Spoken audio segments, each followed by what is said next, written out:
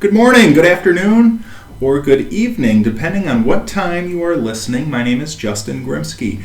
I am an executive partner at Seacrest Wardle and a proud member of the firm's Premises Liability Practice Group.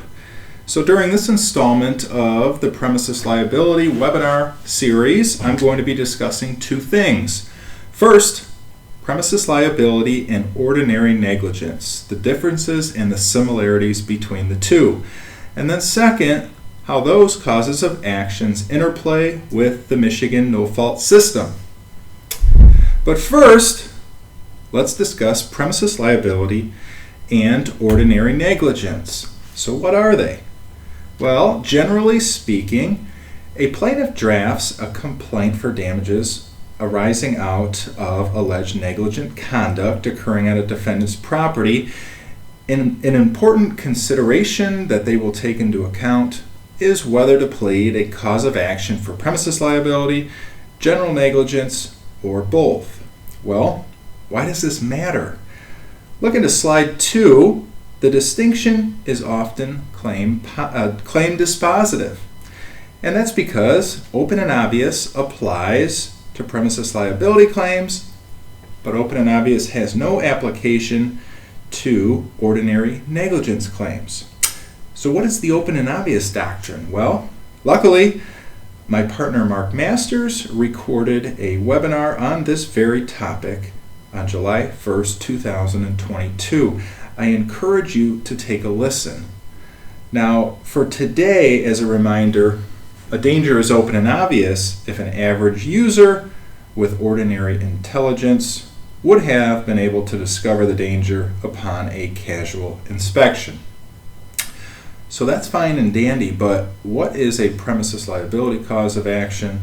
What is a ordinary negligence cause of action? How are they different? How are they the same? Well, the easiest way to decipher the two is as follows. Premises liability arises from conditions on the premises under the defendant's control, while general negligence stems from the conduct of the defendant. This may sound simple now, but in practice, the distinction is often not as obvious, which is why we often see a plaintiff attorney plead both of those causes of action. Even some experienced lawyers will often attempt to describe and then artfully plead the same injury-producing event in terms more favorable to their legal position, which in most of the time is ordinary negligence and a ploy to get around the open and obvious doctrine. So, let's do a little exercise.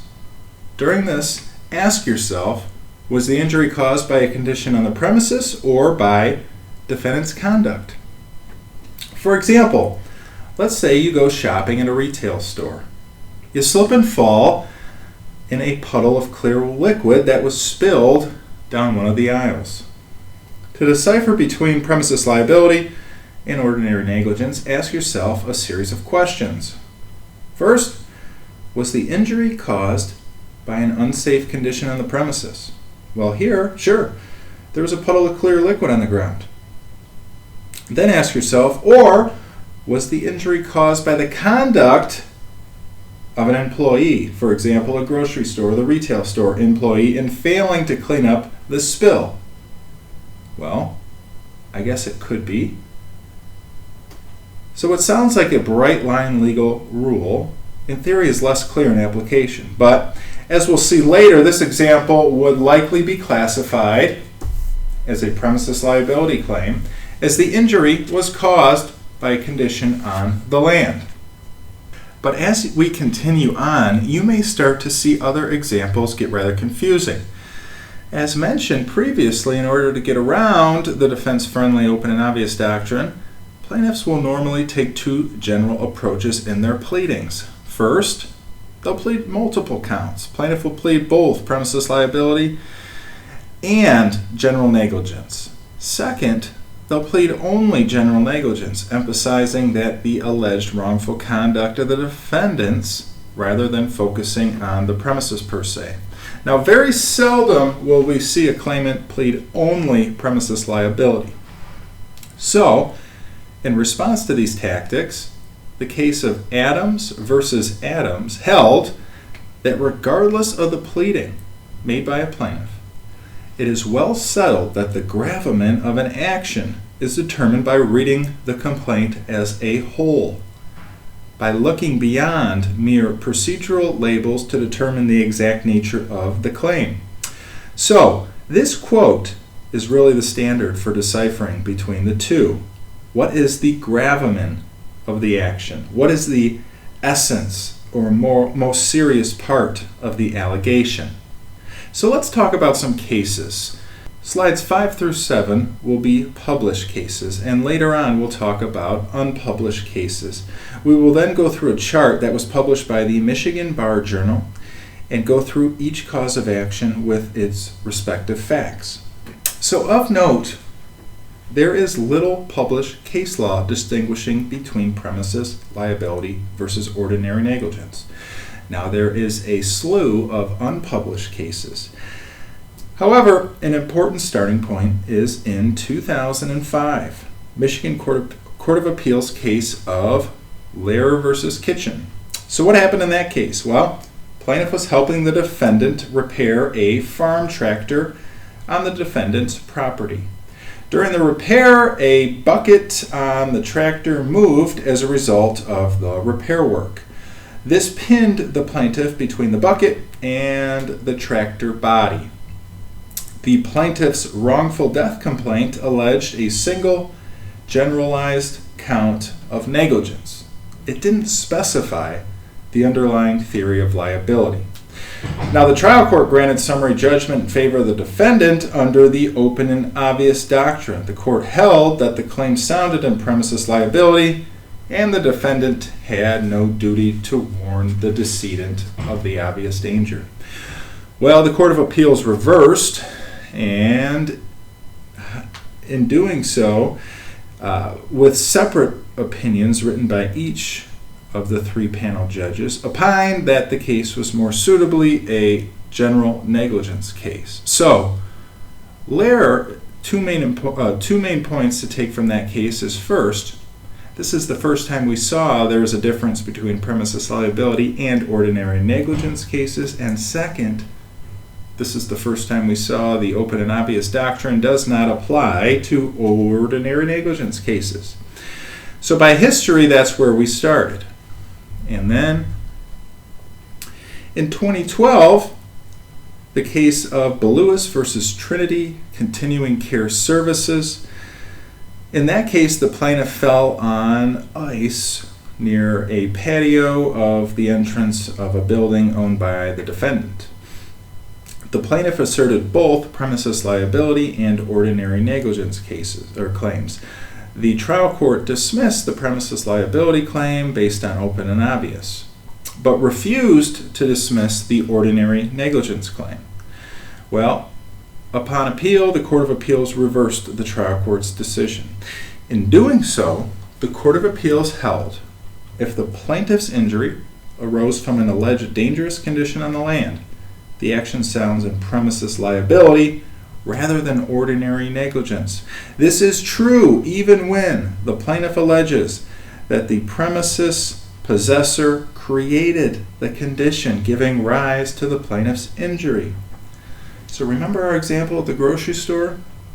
That is why it's likely a premises liability claim. It's a condition on the property. The Court of Appeals in Beluis further stated that applying the rule to the facts in that case, although the plaintiff asserted that Trinity's employees allegedly caused the dangerous condition at issue, the allegation does not transform the claim into one for ordinary negligence. Therefore, plaintiff's negligence claim was a premises liability claim that was the gravamen of the complaint, and the open and obvious doctrine ruled to dismiss the action.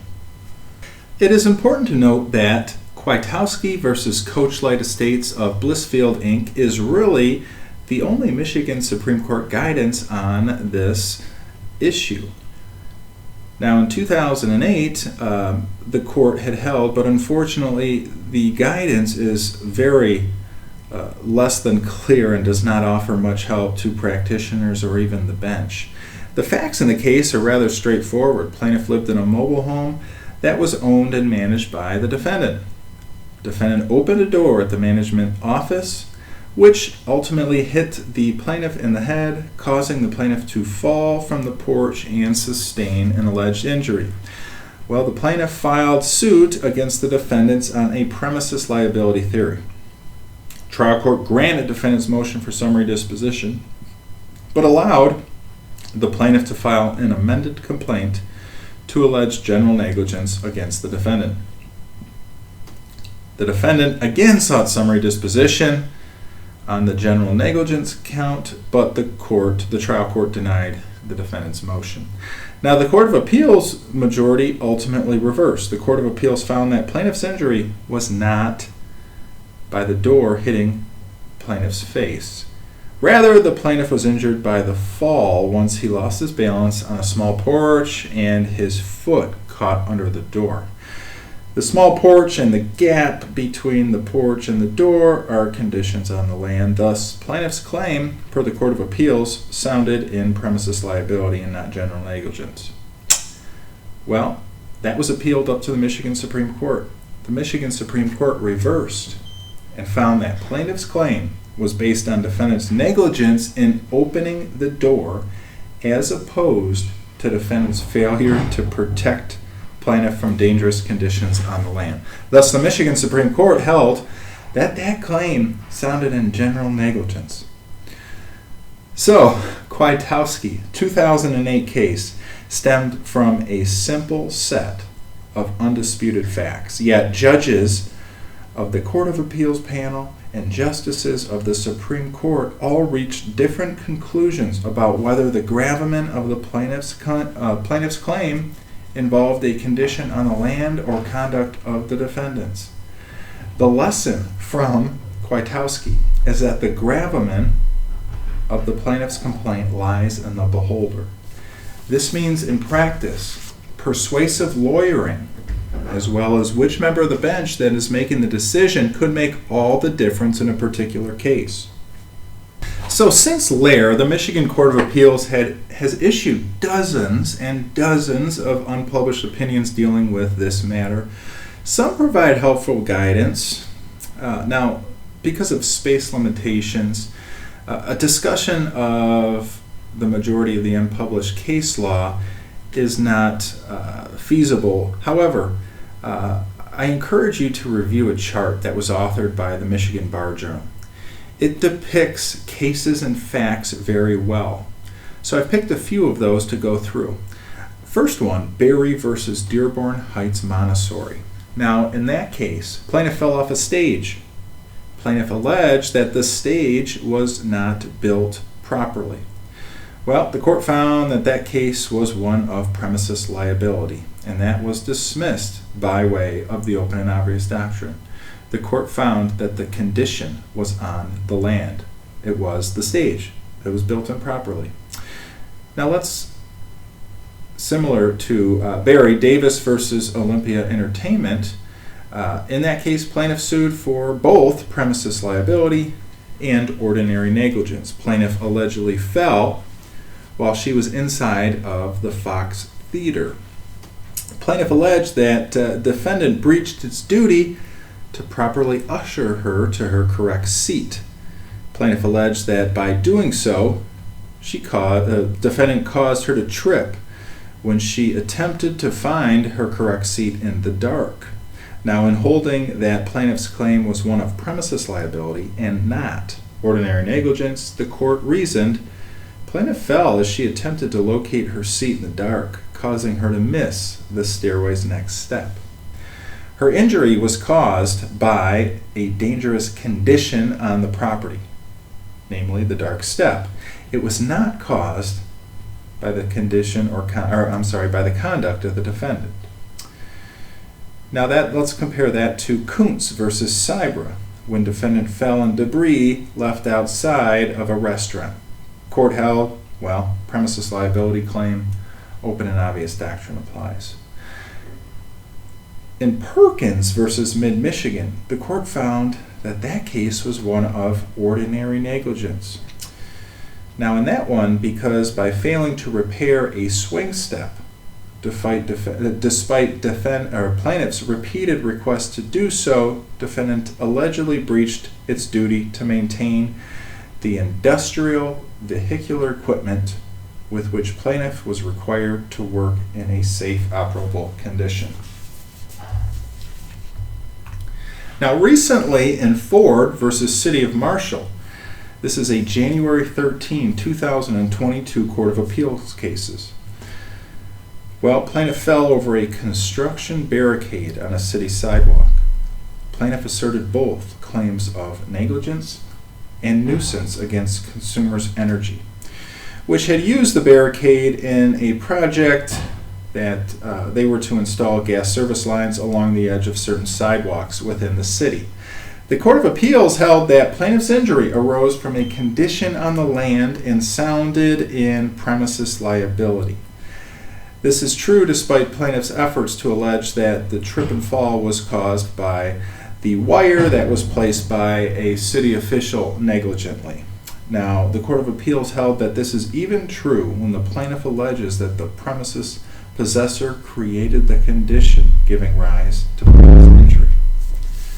So, in summary, if there is a focus on defendant's actions in the absence of a premises liability claim, or if a physical act by the defendant directly caused the plaintiff's injury, a viable claim for general negligence may be allowed. Now let's shift our focus from strictly premises liability and ordinary negligence claims to discuss how those two causes of action may interplay with the Michigan No-Fault Act. Generally, you'll see an overlap with respect to Michigan no-fault within the parked vehicle exception of the No-Fault Act. MCL 500-31061 states that an accidental bodily injury arising out of a parked vehicle is not compensable with no-fault benefits unless the injury falls into one of the three exceptions, and those are set forth in 31061. Now, of those three exceptions, the most suitable one to our set of facts is the second one, 31061B, injuries occurring as a result of contact with a vehicle, equipment, or with property being unloaded or loaded. Now, we see those in cases involving slip and fall incidents while alighting from a vehicle, while entering or exiting a vehicle, or while loading and unloading property into a vehicle. So, let's look at Kemp versus Farm Bureau. It's a May 5th, 2015 Michigan Supreme Court case. Now in that case, plaintiff sought no-fault benefits after injuring himself while falling in his driveway. When plaintiff fell, he alleged that he was unloading personal items from the back seat of his pickup truck. Now at the trial court level, the circuit court granted defendant's motion for summary disposition, citing that plaintiff's alleged injuries did not have sufficient linkage with the use of a motor vehicle because the causal nexus between the injury and the motor vehicle itself was merely incidental. Well, on appeal, the Court of Appeals disagreed. The Court of Appeals held that plaintiff was entitled to no-fault benefits. Well, why? Court of Appeals found that plaintiff's bodily injury arose out of the use of his parked vehicle. The bodily injury was caused by plaintiff's property being lowered from the vehicle in the unloading process. Well, that was appealed up, and the Court of Appeals, as you can guess, as the Michigan Supreme Court, as you can guess, disagreed with the Court of Appeals. Now, the Michigan Supreme Court held that to the extent that this set of facts at least creates a question of fact, but in so holding simply stated that the question of fact exists with respect to whether plaintiff satisfied the parked vehicle exception and whether the corresponding causation requirement of the injuries related to the accident. So it's important. The one takeaway from Kemp is that the Michigan Supreme Court did clarify that unloading property i.e. personal effects from a vehicle upon arrival at a destination constitutes use of a motor vehicle as a motor vehicle and satisfies the transportational function requirement. So following Kemp, the Court of Appeals provided some further guidance. Now in Taylor versus Frankenmuth, docket number 335231, plaintiff was pumping gas when her foot became entangled in a hose and she fell, injuring herself. As a result, plaintiff filed a no-fault claim. Now at the trial court level, the defendant insurance company moved for summary disposition, arguing that the accident was within the parked vehicle exception and thus not eligible for no-fault benefits. Now in citing Kemp, a parked vehicle is generally excluded from no-fault coverage. Well, the court agreed. The court reasoned that for MCL 500-3106B exception to apply, the injury must be due to physical conduct with materials being loaded, unloaded. Here, the hose did not fit that characterization. The Court of Appeals upheld the granting of defendant's motion for summary disposition. Now, all right, that's it for this presentation. If any listeners have any questions, I urge you to please call me at my direct line, 248-539-2830, or feel free to email me at jgrimsky@seacrestwardle.com. Thank you all, and I look forward to hearing from you.